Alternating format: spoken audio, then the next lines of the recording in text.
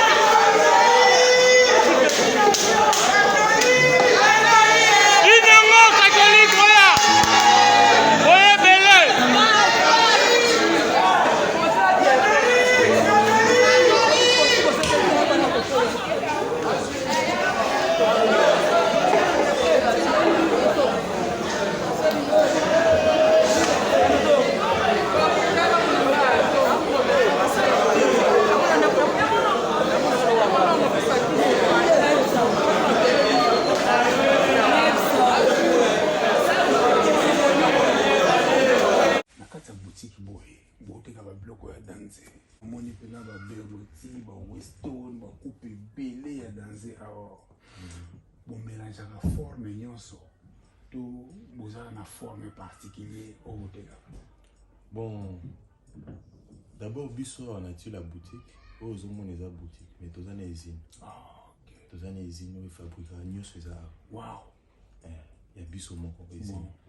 Donc à part oyo tozoteka awa totinda mpe biloko na bapays ebele. Na baitalie toza na bacommande na baitalien na banorvège. Donc totinda biloko baplace ebele. Mais mingi na boutique awa toza basé mingi na Berlotti Weston parce que ça va sapato etekamaka trop. Travailler même qualité net pièce soit Berlotti. Oui. Ça 910 €. 910 €.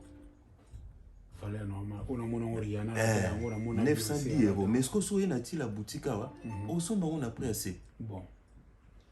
Donc ko ba osa la biso ils ont côté. Donc toujours ça la même qualité mais tu tiens au prix assez. Vraiment. Donc est-ce que mutumo batunde est-ce que photo timbela parce que place au qui bimsa 910 €, oye awa to pesa on a fond bon mais même qualité.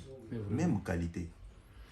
Voilà, nous avons même qualité, au lieu de 900 € quelque part, et puis nous avons travaillé, nous avons soutien, tout c'est soutenir quoi. Les rois de la forêt, Mobali Assidéji Mampata, tout ça awana, lumière, la lumière de Tirki, bien baptisé par Mampata, le général de Depanzo. Les rois de la forêt, Nazoya, Denabaki, Banawenge, kozonga na ngai boye retour naoki notala le roi de la forêt mbala moko na Chicago kwa tomona wana tokoma ya so bomoni na lati forme oyo tano olata na tano kutana le roi de la forêt donc eza atira boutique parce qu'ils a vraiment collection oyo ngana sepela nango.